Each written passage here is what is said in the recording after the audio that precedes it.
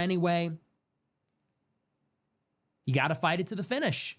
So I understand why the Trump administration is doing what it's doing. I always believed the idea that he would end the war in 24 hours. It was obviously realistic because it's based on some naive assumptions about Russia, which is, we just got to leave these guys alone. Yeah, I mean, they don't trust us. And here's the thing. Putin, you can't even blame him. Putin has no basis to operate in good faith with the administration because look at what happened. Trump lost the election. And even if he didn't lose the election, Biden became the president. We're surrounded! And Biden, we have to hold this line! So Putin's going to make a good faith deal with the United States, and then what happens? The deep state comes in and they renege on their commitments, and then we're war all over again. So, you know, what characterizes the relationship between Moscow and Washington, or Tehran and Washington, is that diplomacy is impossible because we never operated in good faith.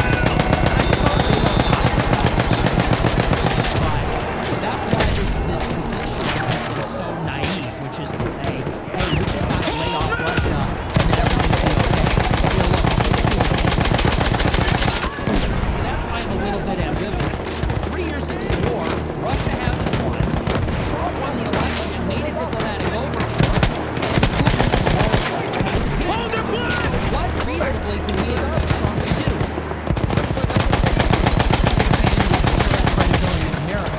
If you are a dissident and you're cheering for the government to fall, then yeah, you would cheer for America to hit. Like, Trump is the president. I can understand why he wouldn't be on board with it. So there's a lot of difficult considerations surrounding this conflict. This is a very destabilizing conflict, or at least it's a symptom of a planet which is destabilizing. These are the things that tend to happen. The domestic situation is destabilizing. The international situation is destabilizing. And that's what becomes very confusing. It becomes very complex. Because you don't quite know what side you are on in the United States. You don't know quite what side you are on in Russia. So I have ambivalent feelings about the whole thing. Back then I was just furious. I was like, they put me on the no-fly list. Fuck them. I hope they lose this war. And now I guess I don't really care. If we lose the war, I think it'd be fine. But you can understand why Trump wants to fight it to the finish. He broke the promise regardless. I guess he didn't understand that. He bit off more than he could chew. But that's my position. All right, we're going to move on. We're going to take a look at the super chats and see what you guys have to say about all this. I'm just being honest about how my position is. At one time it was very clear, and now it seems very unclear. Because what happens when the U.S. is at war with Russia and China? I suppose, to the extent that the United States loses a confrontation like that, it does hasten the end of the current regime, which I'm in favor of. But we also just don't know what happens. I mean, I don't want a conflict with China where a ton of Americans die. We came from all over the world. So ideologically, I'm in favor of a containment, our great adventure, and balancing. I want the the transition from unipolar to multipolar to be peaceful, and to be transactional, and to be characterized by competition rather than confrontation or war. But notoriously thorny when you get into these, you know, when you have the rise of power challenging the broader power, notoriously it's difficult to manage these relations without making war.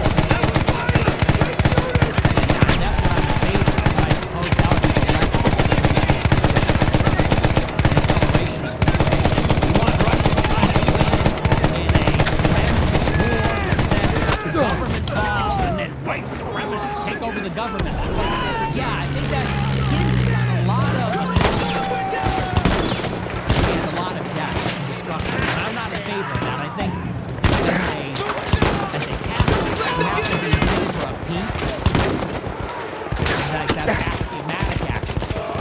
I think we're rooting for the leadership of America to find a peaceful solution. I want a peaceful resolution to Ukraine, which is hasty. But as I said, easier said than done. It's gonna take a very tactile approach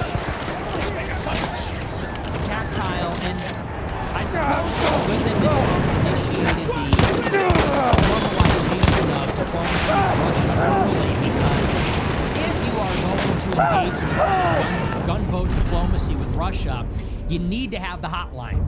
If you're gonna take this very sensitive, tactile approach, you're gonna be pulling levers, carrots and sticks, using incentives and disincentives, threatening Russia, putting red zones and red lines in place.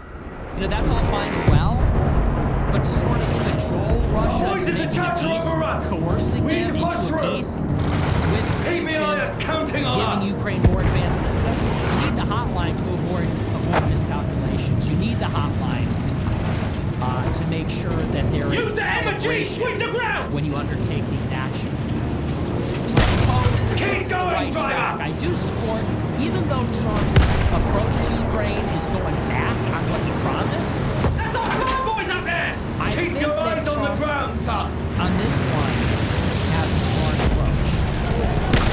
And I think there's not much else he can do, because he did what you or I did. He opened it up, gave Russia a chance, signaled the willingness to negotiate, and Trump will not meet halfway, won't he, please? And Trump is threatening, and he's trying to do it in a smart way, using smart power. As we talked about tonight, obviously, he's tariffs and he's all the way back to not a lot of good options here. In many ways, the die is cast. At a certain point after, look, this didn't start in 2025, it didn't start in 2022, it didn't start in 2014, it didn't start in 2008. We got in this position over 30 years from the expansion of NATO, the Yugoslav wars, Hold on! what happened in Georgia, the Euromaidan, all the way through to the invasion, the arms race, the treaties. I mean, we have been on this road for a long time. In many ways, the moment the Russian invasion died was cast. And what really could be done for our lads. And this is what we talked about a lot about Iran. At a certain point, you get trapped. The decision makers in Washington and Moscow get trapped into these reciprocal actions and reactions. This one does this, we have to do that. And because of the mutual distrust, Anything that moves. it's hard to find an off-ramp. It's hard to find a way out of that I suppose if you're gonna do it, you have to initiate diplomacy, which is what Trump did. But now we're in this position where he's got to play bad cop. And I guess we'll have to see what happens next.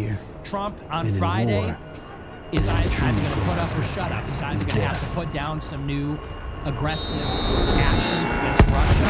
We'll see what that is if it happens. What he actually does, because that's going to have a lot of significance. And we'll have to see how Russia responds. We saw Mr. Nice Guy. Now we got to see Trump trying a completely different approach. But Trump is cowardly. In many ways, although I'm very critical of Trump, I do, and I will maintain this. He and his team are pretty savvy. He is obviously controlled by his team. And we don't have to eliminate that right now. With regard to the terrorists that Trump, Russia, I do think that Trump is smart to play. Even though he had his part in orchestrating this whole thing. Anyway, so that's we're gonna move on. You know, and I'm gonna say this. You know what? I see these guys like on Judge Napolitano, and I gotta push back on this. I love the judge, but I see these guys. This is the last thing. I see these guys on Judge Napolitano's show. Scott Ritter, John Mearsheimer, Lawrence Wilkerson, these types of people, and day in, day out, it's like, Trump's a war criminal. His neocons are telling all bad information. He's just not in the war with Russia. These neocons are crazy, and it's like, yeah, but what is he realistically gonna do? I mean, that's all great when you're on a talk show, but if you're Trump, if you put yourself in the shoes of the decision makers in Washington, realistically, what is the Judge Napolitano doctrine? That's fine and well for polemics, but what is actually the doctrine? Because Trump berated Zelensky and put him in his place. What more do you want? There's paused arms shipments to Ukraine. They said, listen, bitch, you make peace with Russia now. They didn't put tariffs on Russia. They're begging for a meeting. And Russia didn't take them up on it. So realistically, what is Washington supposed to do? They're supposed to say, oh, well, we started it, so have your way with Ukraine. Ukraine, bye, forget it. We're abandoning you completely. You know, you were emboldened by 20 years of American leadership. Now we're going to leave you out to dry. Unless you give up your whole country. Beyond the war glimmers. I mean, what is NATO going to think? What is like this would destabilize the whole American-led order. And maybe you or I would think that's a good thing on some level, or might have some positive knock-on secondary effects or second-order effects. But if you're the president, you can't really operate that way. We are those people. Pushing him. What are you going to do in that situation? You're going to take your lumps and say, oh, well, China, you better negotiate with us. Who would take us seriously at that point? So we are the bound for legend. You know, governing is a whole different animal. We are the knights of the sky, now, if the you ghosts are in like the desert, taking America deliberately to defeat the Jews, like, I mean, I don't know, I guess that's a different situation. These are our stories. That's my pushback, because I see these guys on these shows, and it's like, look, they've just been wrong. For 3 years, they predicted the imminent collapse of Ukraine, and it hasn't happened. For years, they did the scaremongering about nuclear war, and it hasn't happened. For years, they said Israel would fall immediately, and like, you know, China and Russia are taking over. It hasn't happened. NATO's playing their hand very well. As the old empires struggled to assert themselves, NATO's the entire world was caught in an goal, our grand cataclysm. strategy, is to contain Russia and China. I would say we're doing a pretty good job of that. Old empires, I would say Washington is doing a good job of that. Old ways and new ideas. I know it's not popular. People want to hear, oh no, you know, people want to hear the fist shaking, and this is off into the war it is what it is. All wars. So anyway, but that's that. I do want to move on. We're gonna take a look at our super chats. We'll see what you guys have to say about it.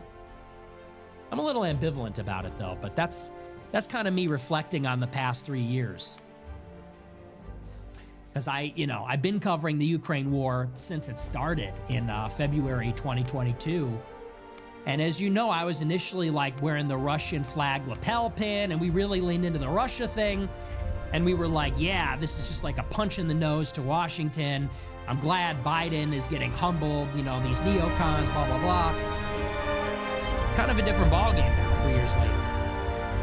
But anyway, that's that. Let's see, what is your take? I'm going to get set up with my headphones here, and